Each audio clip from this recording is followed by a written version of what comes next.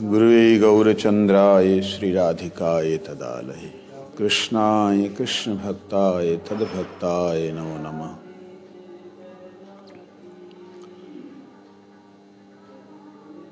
हम लोग भजन रहस्य को श्रवण कर रहे हैं। भजन रहस्य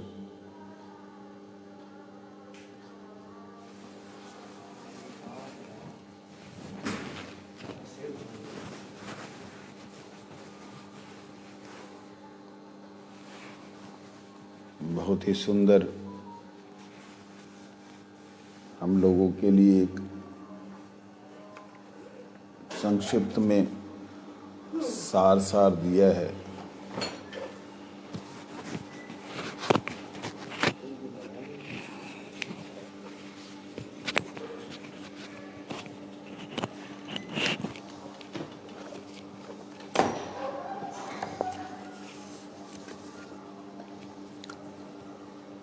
कल हम लोग ने श्रवण किया हरि जो दो अक्षर हैं, इस हरि शब्द के उच्चारण मात्र से ही मुक्ति हो जाती है। कैसे? अंतिम समय में अगर कोई व्यक्ति भगवान का नाम ले, लेकिन दुष्कृतिशाली लोग जिन्होंने कभी सत्संग जीवन में किया नहीं होता, उल्टा सत्संग करने वालों की निंदा करते रहते हैं। कल जो उदाहरण दिया था सेठ का और एक वो बंगाल की सेठानी का, सत्संगियों का जो हिंसा करते हैं या द्वेष करते हैं, उन लोगों के मुख से भगवान का नाम अंतिम समय में कभी नहीं निकलता। आगे भक्ति विनोद ठाकुर जी लिखते हैं, जार मुखे एक बार नाम नृत्य करे, मोक्ष सुख अनायासे पाए से ही नरे। उस मनुष्य को मोक्ष का सुख मिलता है जो एक बार अंतिम समय में कृष्ण नाम ले लेता। अंतिम समय मैं प्रयोग कर रहा हूं।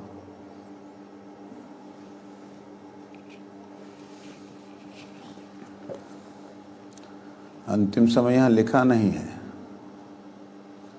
लेकिन एक शब्द इसमें ऐसा है जिससे लगता अंतिम समय है। कैसे? सकृत उच्चारितम येन सुकृतिशाली। सकृत मतलब सुकृतिशाली। उच्चारितम येन, जब वो उच्चारित करता है, हरीर इत्यक्षरम द्वयम। हरीर इत्य, हरि इति अक्षरद्वयम, ये दो अक्षरों को उच्चारित करता है। बद्ध जो व्यक्ति है, परिकरस्तेन, वह बद्ध अवस्था से परिपूर्ण रूप से मोक्षाय। अगले जो शब्द हैं उससे लगता है कि ये गमनम प्रति, जाने के टाइम पे। प्यार में भक्ति विनोद ठाकुर जी ने ये नहीं लिखा है, और व्याख्या में भी ये नहीं है कि जाने के टाइम पे। मृत्यु के समय कहने का मतलब, अगर गमनम प्रति, जाने के समय अगर कोई व्यक्ति हरि बोल देता है तो उसके जितने भी बंधन के कारण थे, वो बंधन के कारणों से परिपूर्ण रूप से, परिष्कार रूप से, स्तेन, वो व्यक्ति मोक्षाय। आगे कहते हैं, मधुरम मधुरम एतन्मंगलम मंगलानाम सकल निगम वल्ली सत्फलं चित्स्वरूपम् सकृतदपि परिगीतं श्रद्धया हेलया वा भृगुवर नरमात्रं तारेत कृष्णना। हरि नाम सब प्रकार के मंगलों में श्रेष्ठ मंगल स्वरूप है एवं मधुर से भी सुमधुर है। वे निखिल श्रुति लताओं का चिन्मय सुपक्व फल है। हे भार्गव श्रेष्ठ, श्रद्धा से हो अथवा हे लया अनायास हो, ऐसे ही ले रहा है। हाँ भाई राम राम कहते मनुष्य यदि स्पष्ट रूप से एक बार भी निरपराध होकर कृष्ण नाम उच्चारण करे तो वह नाम उसी समय मनुष्य को उतार देता है। उसी समय शब्द प्रयोग कर रहे हैं, तो किसी समय उस समय अंतिम समय, ये अंतिम समय की बड़ी महिमा है। सकल मंगल हैते परम मंगल चित स्वरूप सनातन वेद वल्ली फल। कृष्ण नाम एक बार श्रद्धाए हेलाए जाहर वदने से मुक्त सुनिश्चय।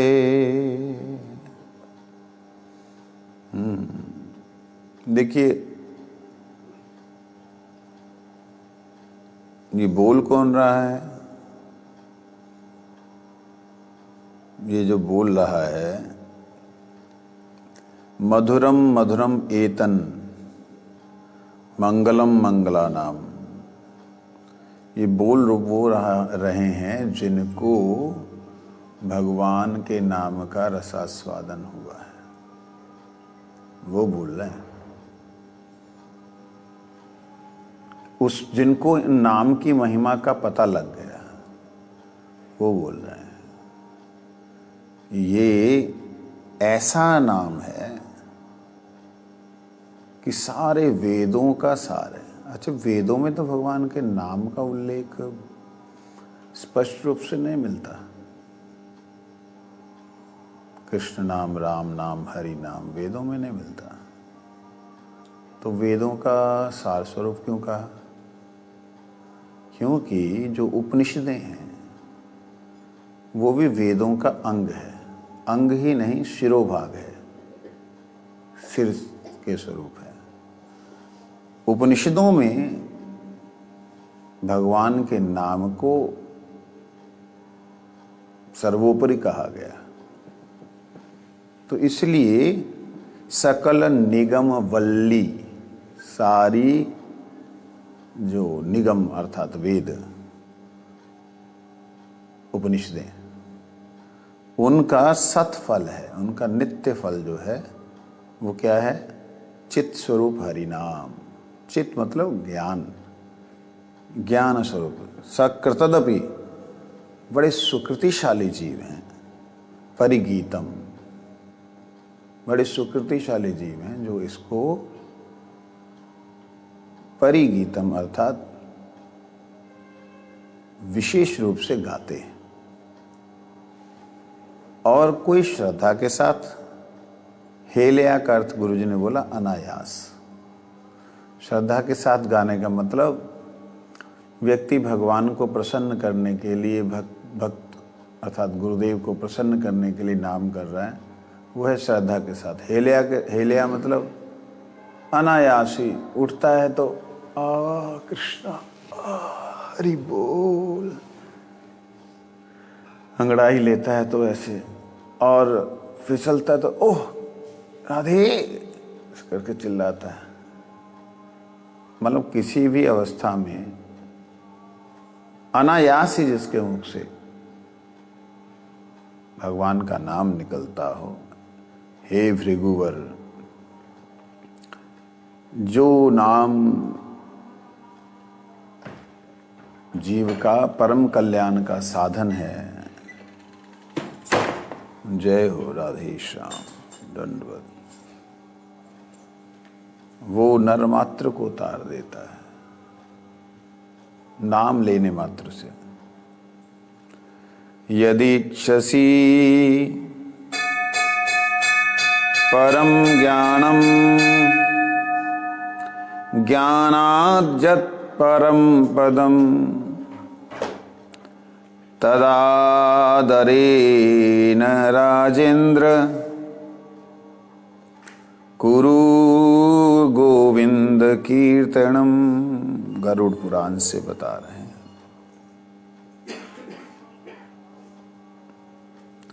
यदि इच्छसि परम ज्ञानम ज्ञानात् यत् परम पदम तदा आदरेण राजेंद्र कुरु गोविंद कीर्तनम।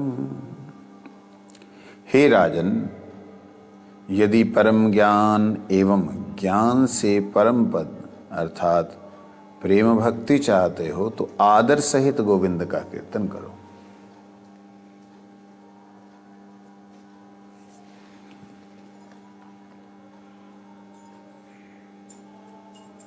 आपको अगर ज्ञान चाहिए तब भी भगवान गोविंद का कीर्तन कीजिए। ज्ञान का मतलब किसी भी वस्तु का, सृष्टि का, सृष्टि के अंदर हो रही घटनाओं का कईयों को बड़ी रुचि होती है। सारी सृष्टि कैसे हुई है, क्या उसका मूल था, कितने तत्वों से, किस प्रकार से। अगर तुम्हें ये सब कुछ जानने की इच्छा है तो तुम्हें पढ़ने की विशेष जरूरत नहीं है। गोविंद कीर्तन करो, गोविंद का नाम लो। कहते इससे तुम्हें ज्ञान ही नहीं परम ज्ञान प्राप्त होगा। परम ज्ञान का मतलब जिन ज्ञानियों के पास जाकर के, जिन विद्वानों के पास जाके पढ़ रहे हो, उनसे भी, विद्वानों से भी श्रेष्ठ ज्ञान प्राप्त होगा। क्या कि गोविंद नाम जो है वो सर्वश्रेष्ठ है। गोविंद नाम की कृपा से ही गोविंद नाम की महिमा प्रकाशित होगी।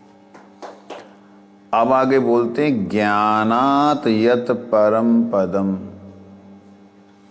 ज्ञान क्या प्राप्त हुआ कि मैं और ब्रह्म,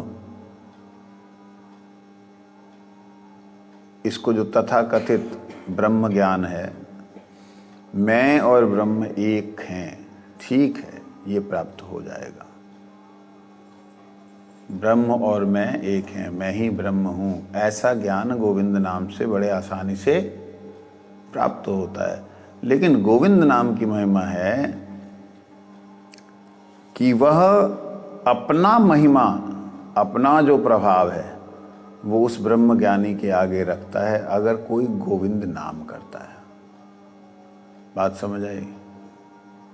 इसमें तो एक है ज्ञानी जो ज्ञान अर्जन करता है, अपने आप को ब्रह्म समझता है, अहम ब्रह्मस्मि शिवोहम अयम आत्मा ब्रह्म सोहम। एक वो है और एक है जो गोविंद नाम का आश्रय लेता है। उनको बड़ा प्रयास करने के बाद ऐसा अनुभव होता है कि हम ब्रह्म हैं, और इसको गोविंद नाम करने वाले को प्रयास नहीं करना पड़ता। उसको अनुभव होता है कि मैं ब्रह्म हूँ, लेकिन साथ साथ अनुभव क्या होता है, परम ब्रह्म भी है। मैं ब्रह्म हूँ लेकिन परम ब्रह्म भी है। ये जब उदित होता है तो उसके सामने क्या होता है, ज्ञानात यत् परम पदम। ज्ञान से जिसे परम पद प्राप्त होता है।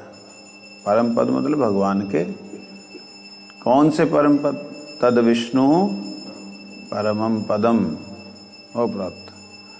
तदा आदरेन राजेंद्र, हे राजन उसको आदर करो।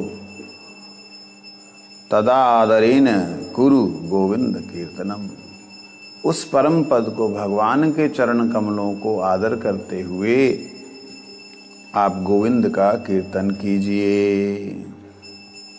प्रथम याम साधन निशांत लीला भजन श्रद्धा।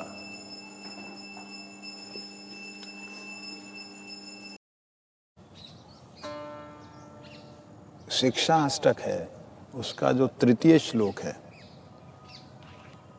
वो तृतीय श्लोक का अर्थ होता है भव महा दावा अग्नि निर्वापन। भव महा दावा अग्नि निर्वापन कब होगी? जब होगी तब ये होगा। तीसरा श्लोक, दावा अग्नि खत्म होगी तब ये तीसरा श्लोक प्रकट होगा। या तीसरे श्लोक का अभ्यास किया जाए तो दावाग्नि समाप्त होगी। समझ लगी?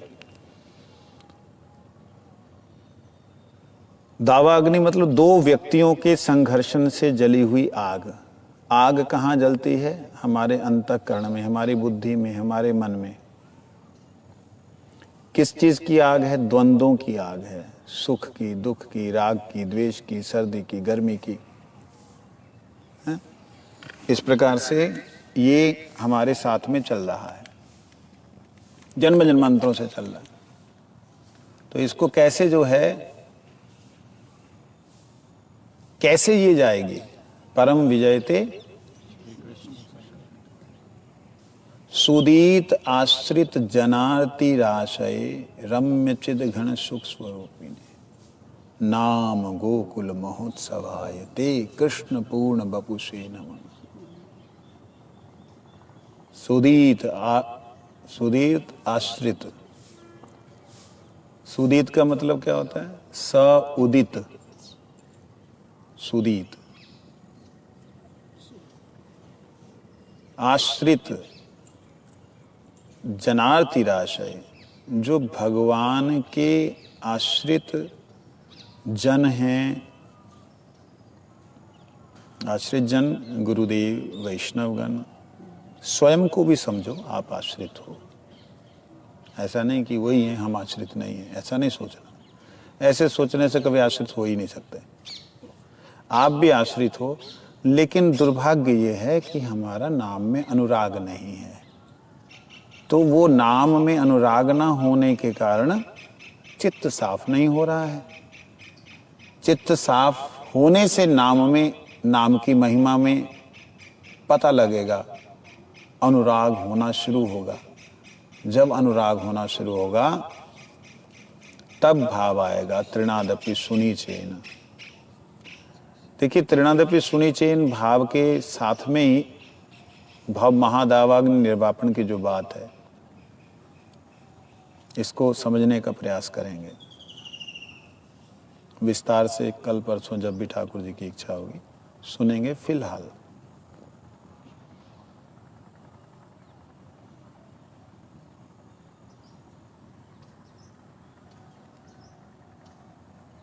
अमानी ना मान देना क्या है?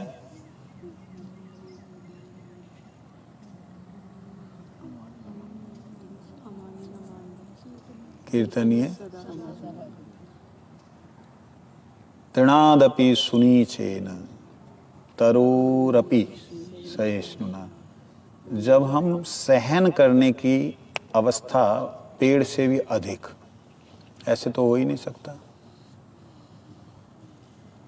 पेड़ से अधिक सहन कौन करेगा? उसकी डाल काट दो तब भी वो बेचारा कहता है मैं अब छाया नहीं, बंद कर दूंगा छाया। ऐसा तो कभी नहीं होता, तब भी बेचारा छाया देता रहता है। तो उससे भी अधिक सहनशील का मतलब क्या है? क्योंकि पेड़ प्रतिकार नहीं कर सकता, उसके अंदर प्रतिकार करने की शक्ति नहीं है कि आपको दो थप्पड़ मार दे। हमारे अंदर है, इसलिए तरोरपि बोला, वृक्ष से भी अधिक सहनशीलता। कैसी सहनशीलता? वृक्ष जेना काटी ले हो वृक्ष को काटने से जैसे कुछ नहीं बोलता, हमको हमारी बेटी, हमको हमारा बेटा, हमको हमारी बहू, हमको हमारी सास काटने को आती है। ये तो जब तक रहेगा तो तब तक समझ लो कि भजन साधन का भाव ही नहीं शुरू हुआ। समझ लगी नहीं? जिस दिन ये भाव आ जाएगा कि मेरे ठाकुर जी मुझसे कितना प्रेम करते हैं, कि मेरी आसक्ति मेरी ना बेटे में, ना बहू में, ना पति में, ना पत्नी में, ना मेरे को कहीं भी नहीं आसक्त होने दे रहे। कितना प्रेम है मेरे भगवान का मेरे से। ठाकुर जी मेरे को, राधा रानी मेरे को कितना प्रेम करती कि कहीं भी मेरी आसक्ति होने ही नहीं दे रहे। और आप देखिए बड़ी विचित्रता है कि हम लोग इस संसार में आसक्ति ही ढूंढते हैं कि कोई तो मेरे को समझे, कोई तो मेरे को समझे। मैं थोड़ी ना किसी को कुछ बोलती हूँ जब बोलता हूँ, यही भाव है ना। मैंने तो नहीं बोला, उसने आके मेरे को दुख दिया। अरे भैया वो दुख उसने नहीं दिया, गोविंद दे रहे हैं। क्या बात कर रहे हो जी? बिल्कुल, वो तुमसे प्रेम करते हैं। क्यों करते हैं हमसे प्रेम? क्योंकि हमको गुरुजी ने स्वीकार किया है। कौन से गुरुजी ने स्वीकार किया? साधारण व्यक्ति ने, साधारण गुरु ने ना, श्री राधा रानी के नित्य परिकर ने स्वीकार किया तुम्हें। राधा रानी के नित्य परिकर के द्वारा स्वीकृत होने के बाद में आप चाहोगे कि संसार में आपको सुख मिले और आप संसार में फंसो। हाँ, हम सब बात जानते हैं, अपना भजन करो आप, तो फिर हमें सुन क्यों रहे हो? समझो इस बात को, ये बात बहुत जरूरी है समझने वाले। ऐसे ही अनुभव भगवान के नहीं होते हैं, ऐसे ही भगवान की कृपा का दर्शन नहीं होता है। अपने अगल बगल में जो कुछ हो रहा है, गुरुदेव ने एक बार बड़ी प्यारी बात मेरे को बोली थी। मैंने अपने जीवन में गुरुजी को किसी की शिकायत नहीं लगाई। बस एक बार बहुत ज़्यादा दुखी था, तो मैंने कहा कि ऐसे ऐसे मेरे को उन प्रभु जी ने बोला है। और बहुत बुजुर्ग थे वो, 92 ईयर्स ओल्ड थे जिन्होंने बोला। ये मैं बात बता रहा हूँ 93 की, 93-94 की। तो गुरुजी ने मेरे को लेटर लिखा। उस लेटर में गुरुजी ने लिखा, भगवान जहाँ के निज सानिध्य न्यास्ते इच्छुक होन, तहाँ के विरुद्ध परिवेश निक्षिप्त करिया, चतुर्दिक हईते आक्रमण करैया तैयारी करे लेन। भगवान जिससे प्रेम करते हैं और अपने पास में लेके आना चाहते हैं, उसको वो विरुद्ध परिवेश में फेंक देते हैं। अनुकूल परिवेश नहीं, विरुद्ध परिवेश में। और फिर संतुष्ट नहीं होते, चारों तरफ से आक्रमण कराते हैं। बेटा, बहू, पत्नी, पति, सास, ससुर, कोई भी रिश्ता हो, समझ लो यदि वो आपने ऐसे गुरुपाद पद्मा का आश्रय लिया है जो श्री राधा रानी की नित्य परिकरी हैं, नित्य सेवा में हैं, नित्य सेवक हैं, नॉट ओनली परिकरी, नित्य सेवक हैं, तो जान लेना भगवान की जो योग माया है वो आपको इस संसार में रहने नहीं देगी। पहले ही सोच लो, पहले ही सोच लो, आश्रय लेने से पहले ही सोच लो। जिन्होंने ले लिया तो अपने आगे के लिए सोच लो। वो इस संसार के बंधनों में आपको रहने, कहते अगर आप रहना चाहो तो, फिर गुरुजी आगे बोलते हैं, लोहा हईते किछु तैयारी करते गया, प्रथमे आगुने पुराइया हाथुड़ी द्वारा तैयारी करते हैं।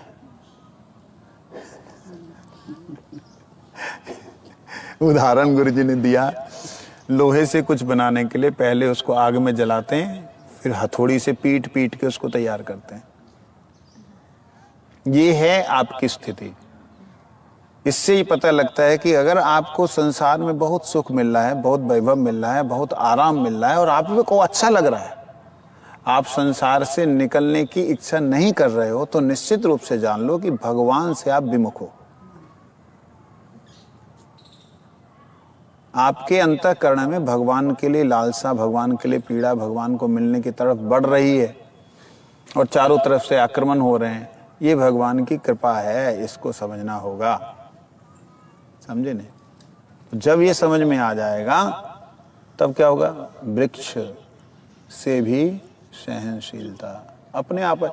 जब गोविंद कर रहे हैं, अब छोटा सा बच्चा, बिल्कुल छोटा सा बच्चा गोद में है, वो खेलते खेलते उसने एक पैर मार दिया माँ की आंख पे और माँ की आंख लाल हो गई, तो माँ उसके कान पे एक थप्पड़ मारती है जोर से, उठाकर फेंक देती है कहीं? है?